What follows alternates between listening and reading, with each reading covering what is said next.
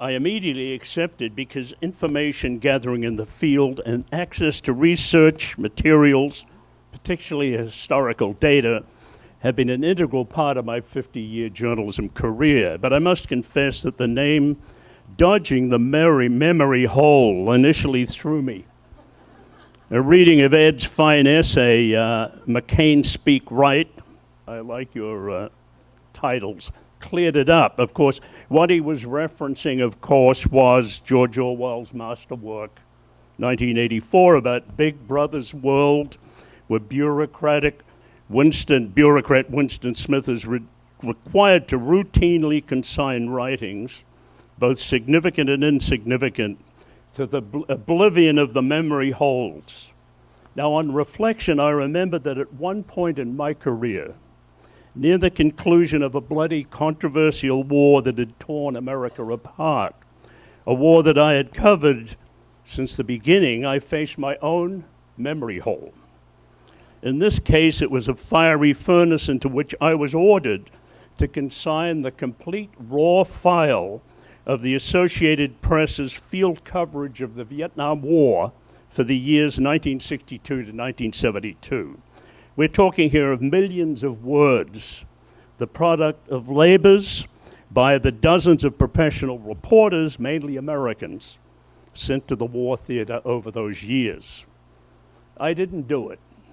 By concealment, deception, yes, lying, I saved the files for history. Methods I'm sure George R. Orwell would have approved. But now for some background, a quick background on the war. Important policies of Presidents Kennedy, Johnson, and Nixon involving Vietnam were carefully concealed from the American public. To maintain this deception, the media policies of all three presidents attempted heavy-handed news manipulation and intimidation of reporters in the field and their superiors back home. The objective to proceed with actions in Vietnam that, if publicly debated, would meet resistance at home and concern abroad.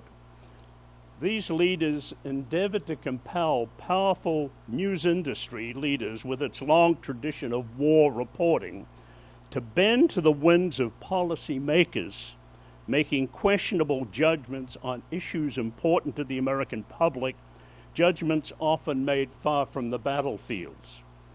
In earlier significant American wars, the government, with official censorship, took upon itself the burden of deciding what news was fit to print, what information gathered by reporters in the field might harm the security of military operations, and also to keep on message in terms of achieving the overall objectives and keeping the support of the public at large. But that was in previous wars, not for the war in Vietnam, an enterprise deemed politically sensitive by far, too politically sensitive to justify censorship. So from the beginning, as early as June 1962, when I arrived, assigned to the Saigon Bureau, a young man with a full head of hair and a lot of enthusiasm. So from the beginning, when I arrived in June 1962 and in June 62, there were the beginnings of a credibility gap that only worsened as the years went by, and it's still being argued what that war was all about. Now, I soon learned what covering war was all about from my colleague and bureau chief, Malcolm Brown, a New York City native and a graduate from an Ivy League college, who handed me a pamphlet he had handwritten, a short guide to news coverage in Vietnam. I followed his instructions, and as you can see here, me standing in the balcony of my Saigon apartment with the clothing and equipment for my war reporting assignment, all purchased, by the way, on the Saigon black market. We got no cooperation from the military. Now, what do we have here? 24 items, all to be carried in the field. A camouflage mosquito net, canteen with case, a rubber air mattress and ground sheet, a light blanket, jackknife, and assorted canned goods, several changes of underwear and socks, toilet paper, small flashlight, first aid kit, water purification tablets, aspirin, a suitable plastic map, money and identification papers, condoms, and a pocket pistol optional, all to be put into an infantryman's field pack. Now, condoms, what? Now, on the battlefield, Malcolm Brown told me they were the best thing to carry exposed film in the paddy fields and jungle because they're waterproof. Of course, those were the days before digital photography. I and most other young reporters in Vietnam had benefited from military training during our draft years, but that was between wars. Vietnam was the real thing, and I soon felt ready to head out into the field. This is me with all my gear on. Mel Brown's instruction guide had some good pointers for combat coverage. He wrote, quote, "The whole idea of covering a military action is to get the news and pictures back and not to play soldier yourself." He said you should know how to swim. Canals and ditches are often above your head. Lie prone under fire and move only on your belly. And here am I doing that, prone under fire and moving on my belly with an American unit. Look for cover and move toward it, which is exactly what I'm doing here. Other advice when moving with troops: do not stay close to the head of a column or the point man in a formation. That's right up front. There are a lot of others ahead of me in this picture. Professional soldiers are paid to do that, to go up front. Do not stand or march close to a radio man or medic because they're prime targets of the enemy. Here's some more advice from Mel. Try to keep in good physical condition so you can march or run for a reasonable distance. You may save your life by doing this at some point. He said, if you hear a shot and think it's not from your own side, don't get up to look around to see where it came from. The second shot might get you. When possible, step in exactly the same spot as the soldier ahead of you. If he wasn't blowing up, you probably won't be. And do not pick up Viet Cong flags or other souvenirs from haystacks. They may be booby trapped by grenades. One other point, beware of water buffalo. When they get excited, they stampede, charge, and kill. Don't be misled by seeing children playing on their backs. Children and buffaloes are friends. And finally, his advice was, stick close to the commander, who is generally in the safest position available. And you'll learn from him than most of the others anyway. So that's what I'm doing in this picture. But a sad note, the lieutenant colonel I'm walking beside here in August of 1965, William Leftwich. He was the assistant American advisor to a Vietnamese Marine battalion and was a good friend. He died 5 years later in a helicopter crash in Vietnam when he returned for his second tour. Now, we wrote our stories on personal office typewriters, and this is what pages looked like from the war zone era. Now they're pretty flimsy.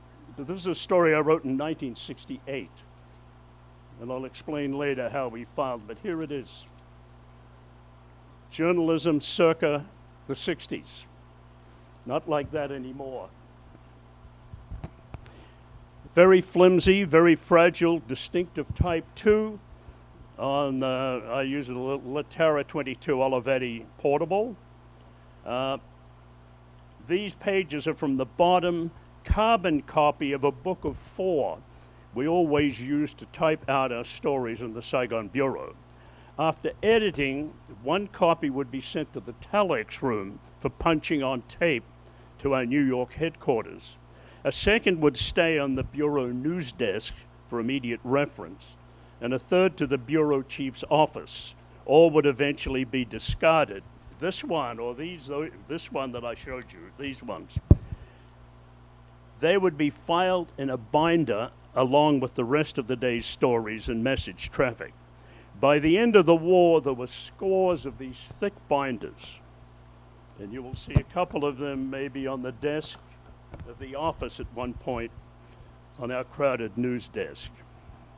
Now, at the beginning, Vietnam was a patriotic war, or that is how the military high command saw it, and suggested that the press be on the team.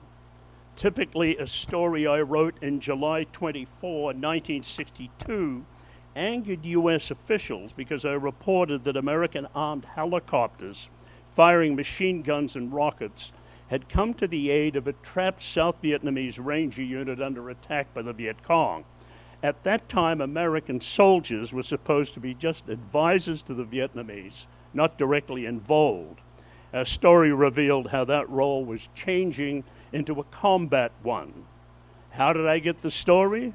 Some of the pilots were my friends, such as this crew chief on this plane. Now, the U.S. Embassy complained that this story and others like it were damaging to secret policies aimed at winning the war.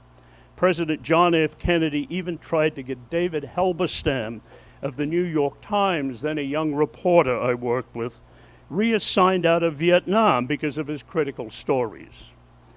American editors were getting from us a unique look at a nation at war in the jungles and on the streets through uncensored stories and photos.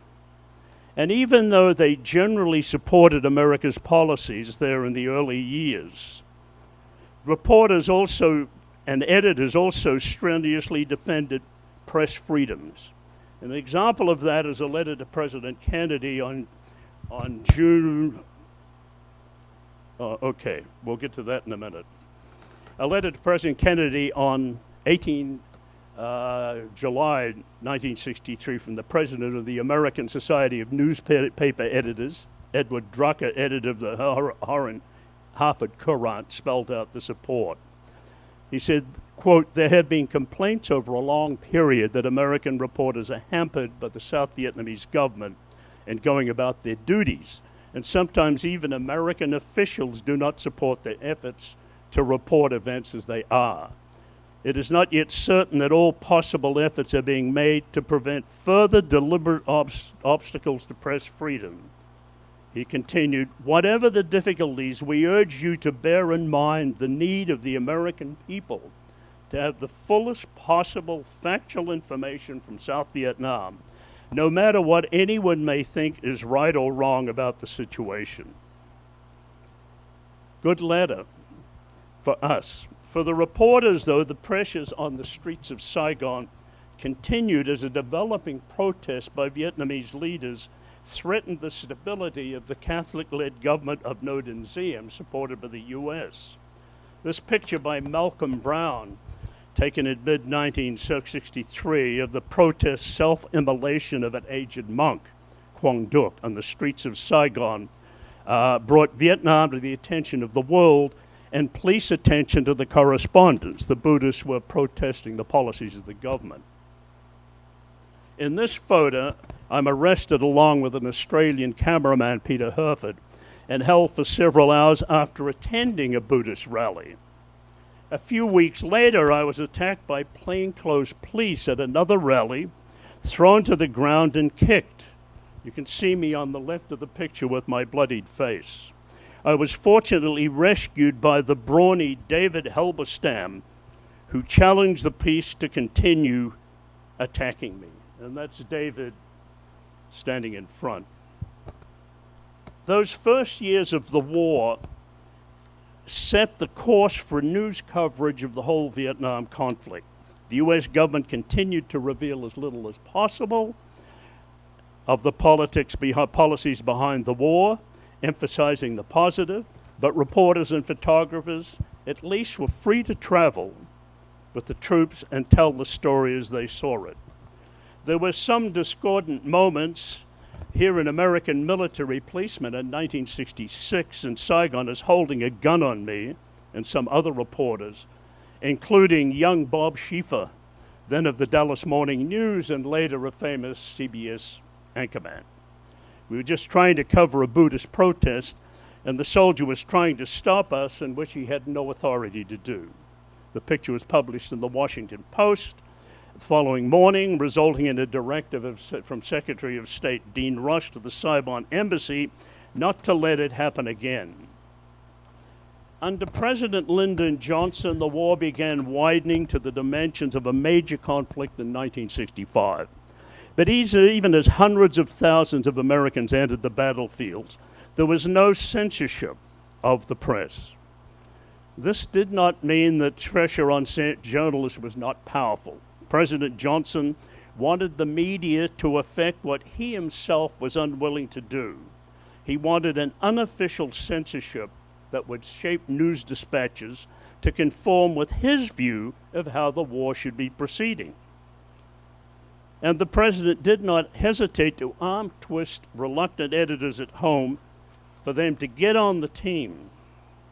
We were told by friendly U.S. officials in Saigon that President Johnson was our most avid antagonist, brooding over the media's depiction of the war in front of a row of television sets in the White House tuned to the network newscasts, and checking up on the 3 telex machines clicking out the product of the AP, UPI, and Reuters from Vietnam and elsewhere.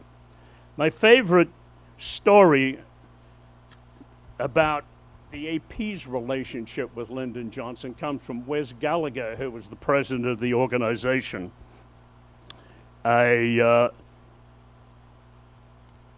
One day, the president had complained to 2 visiting managing editors from AP member newspapers about my coverage specifically in Vietnam, and complaints which they passed on to the AP.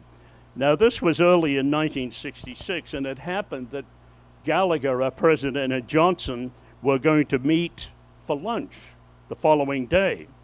Now, they were both formidable men. Both were tall and tough-minded. And with the luncheon nearing an end with no mention of the war, Gallagher said, "Mr. President, I understand you've been critical of some of the AP stories from Vietnam." "Oh, no," the president replied. "I think the AP is doing a great job." Not willing to challenge the president on what had been reported the day before by the managing editors, Gallagher said, "Well, I just want you to know, Mr. President, that the AP is not against you or for you." And the Johnson replied, that's not quite just the way I like it." Didn't like it. Now, in a visit to Saigon well into the war at that time, when our reporting was often challenged and there was pressure from the White House to send me home, Gallagher told me that he supported what I was doing. He said, "Peter, don't make any mistakes. If you do, you're out. No mistakes. Journalists unintentionally make them all the time." My solution was to continue covering the war by reporting only what I personally witnessed, and wrote analysis based on my own investigations, and in interviews with those I saw had the most perspective and experienced view of the war. That meant I covered almost every major military action in the country, from the consequential Battle of Ap Bac, the first of the war in January of 1962, to the fall of Saigon in April 1975. To cover the war, I needed contacts. I made the personal acquaintanceship of this man, Daniel Ellsberg, first when he was a hawkish whiz kid working for Secretary of Defense McNamara, as seen in this picture, and later as the dovish author of the famous Pentagon Papers. I spent several days with Major Norman Schwarzkopf when he was a ranger advisor at the besieged Duco camp in the Central Highlands in 1965. This is a picture I took of him helping a wounded Vietnamese ranger at the Duco camp, and he kept a copy of this on his desk for years. Another source important to me, John Paul Vann, famous for Emil Sheehan's Pulitzer Prize winning biography of him, A Bright Shining Light. Vann was smart, fearless, challenged authority, my kind of guy. He also wanted South Vietnam to survive as an independent country, as he had helped South Korea in the previous decade. He was my most enlightened source from the time I met him in the Mekong Delta in 1962, right up to a week before his death in a helicopter crash near Khartoum in 1972. And I just mentioned General Frederick Wyand when he arrived in command of the 25th Infantry Division, operating in the Cu Chi region west of Saigon. He turned out to be a very reasonable, pleasant man. I won his trust and friendship during the later tours of duty, his latest tours as the last commander, and finally as the last chief of American forces in Vietnam. Now for some action.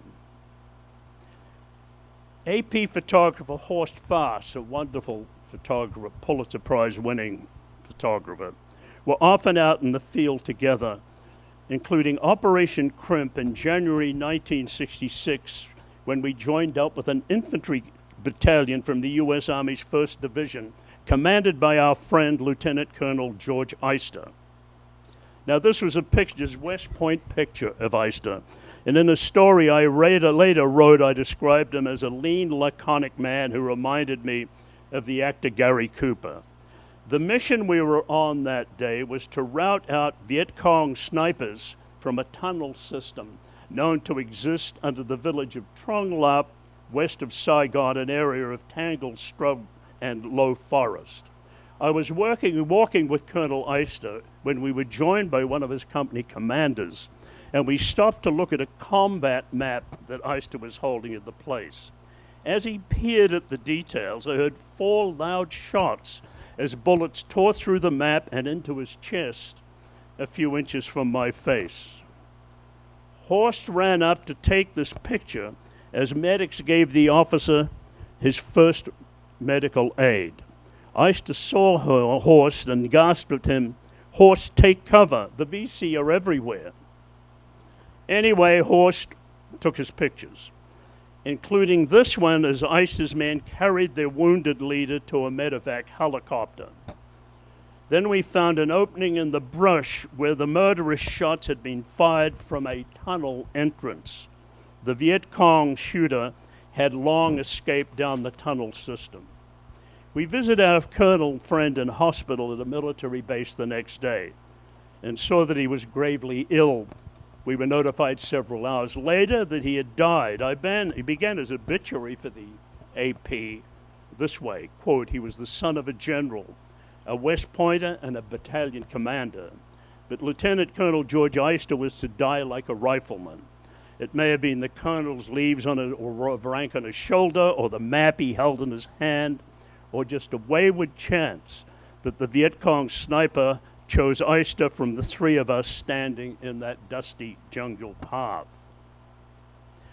The Orlando Evening Star from Eyster's hometown published the full story, and the AP photograph interviews his wife and family, as this picture showed, and they talked about the loss of their husband. A few weeks later, I received a letter from Harriet, who wrote about my story, quote, "You gave the children a legacy that no one else could have, for writing in such a manner that his courage and heroism will live for them and be an inspiration for them forever." Now, the 1968 Communist Tet Offensive, launched in late January that year, had a decisive impact on the war. Media historians note that the AP, through its reporting at that time, contributed 2 of the most damning indictments against America's war policies. One of these was a photograph, the other a quote from an American officer. The photo shows the 2 journalists involved. Third from the left, Eddie Adams, our photographer, and I'm next to him. An hour or so after this picture was taken in February 1 in Saigon, Eddie Adams took this photograph. The picture of the execution of a Vietnam prisoner, a suspect, on a Saigon street by the Chief of Police, General Nguyen Loc. Unlike today, when horrific pictures routinely appear on the internet and on our news Media in the 1960s was more traditional and reticent. Adams' photo was a shocking revelation to America's newspaper readers of the growing brutality of the Vietnam War. And this was only the third day of the Tet Offensive, when American troops were taking overwhelming casualties. The picture itself was unique. Forensic analysis later determined that during the fraction of a second in Adams' photo, the bullet was still passing through the prisoner's head. I won notoriety for popularizing the phrase, "destroying the town to save it," that came from a reporting trip to the Mekong Delta city of Ben Tre several days into the Tet Offensive. I saw in my visit that most of the city was in ruins after constant bombing and shelling by American forces, trying to dislodge a force of Viet Cong soldiers who had occupied most of the town. Hundreds of civilians had been killed. In my story, I quoted an American major saying, quote, "It became necessary to destroy the town in order to save it." That was his explanation for the extraordinary physical and human damage inflicted on Ben Tre as the attacking forces, communist forces, threatened to overrun the few remaining defenders. Now, some may argue that it was a justifiable tactic. My thought was that they could have easily escaped by the river. They could have pulled out the Americans, but they didn't. The graphic descriptive, "we had to destroy the town to save it," coming at that point in the Vietnam conflict, sent critics into frenzies. And I notice that phrase comes up often, even today, referring to other crises. Now, at that point, to use a biblical phrase, the Johnson administration had sown the seeds of its own destruction. By its unwillingness, for political reasons, to publicly restrain the press in Vietnam, it was now reaping the whirlwind. Many American newspapers turned against the war editorially after the Tet Offensive. I noticed that my critical analyses were used more frequently by once conservative newspapers. The Richmond Times-Dispatch, for example, was one paper that not only headlined an analysis I wrote that summer, but talked about the growing strength of the communist side. Editor Johnny Laird wrote two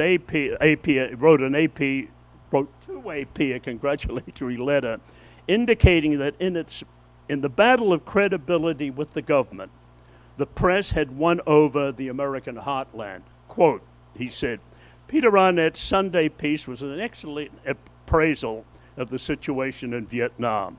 It was the type of story, I am sure, that meant much more to many of our readers than the day-to-day body counts," the editor wrote. Quote, "Congratulations to Arnett on a fine appraisal, and to you and your news editors for giving him the opportunity to put the war in perspective." Well, what about those AP files that I came here to talk about? Now, we knew, this is the picture of the AP team in Saigon in 1972. It's a big team. But we knew at that time that our news organization had plans to substantially reduce the Saigon staff once the peace agreement with the North Vietnamese was signed, and that happened in 1973 early. As that day approached, Wes Gallagher, our president, who had personally, relentlessly, wholeheartedly staffed, funded, and supported our sometimes controversial war coverage from his headquarters in New York, began making plans for the future. Those plans included what he said was better management and preservation of the millions of pages of words and photographic images produced by the Associated Press domestically and its dozens of bureaus around the world. Wes Gallagher at Wright advised all bureaus, domestic and internationally, to destroy all the original copies of their stories and pictures in their possession.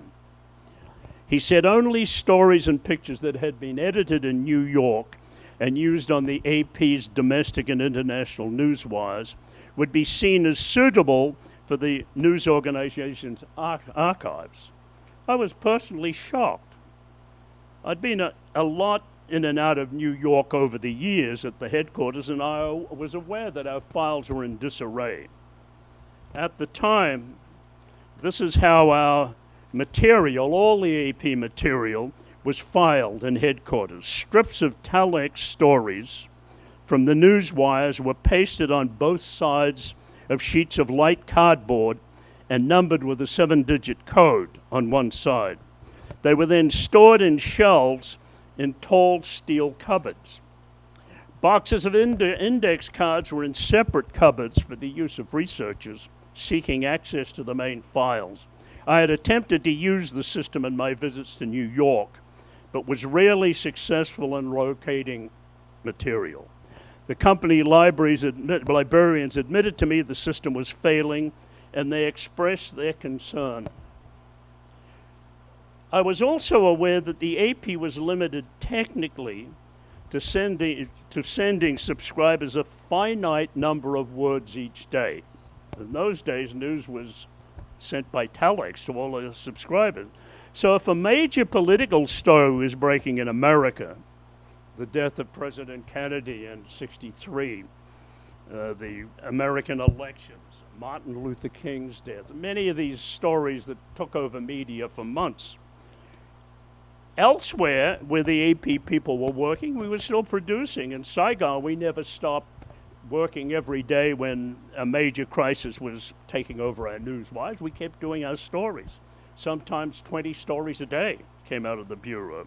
We were geared to produce these stories, irrespective of what was happening anywhere else. If these stories were not used the day we sent them, it was most unlikely they would ever see the light of day, and that was the case. They'd just be thrown in the trash in AP headquarters. We kept them. So I mentioned this in a meeting I had with Wes Gallagher, a supportive, friendly man, who heard me out and said, "Peter, we have the best of the Vietnam stuff here. Go back and make sure yours is destroyed."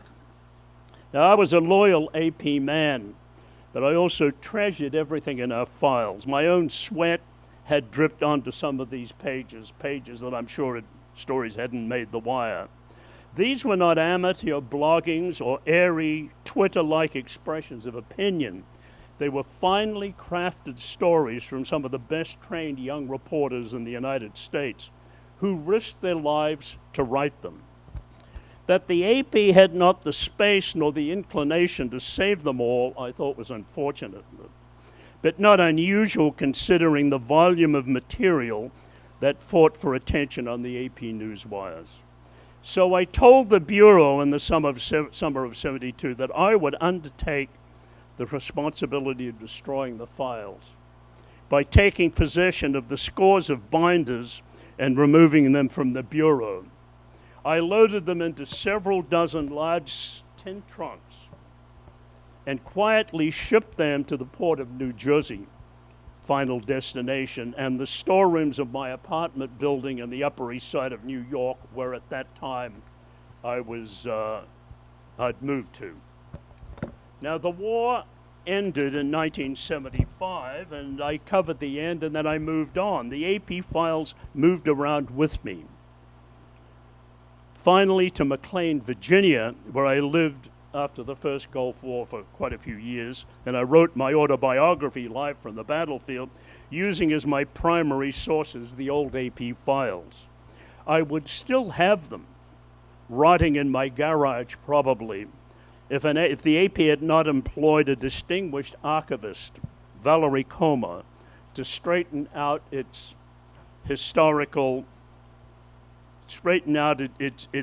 news production history. She was a very persuasive person, and the tin trunks and their historical contents were returned to the AP headquarters several years ago. No questions asked. And that's where they should have been in the first place.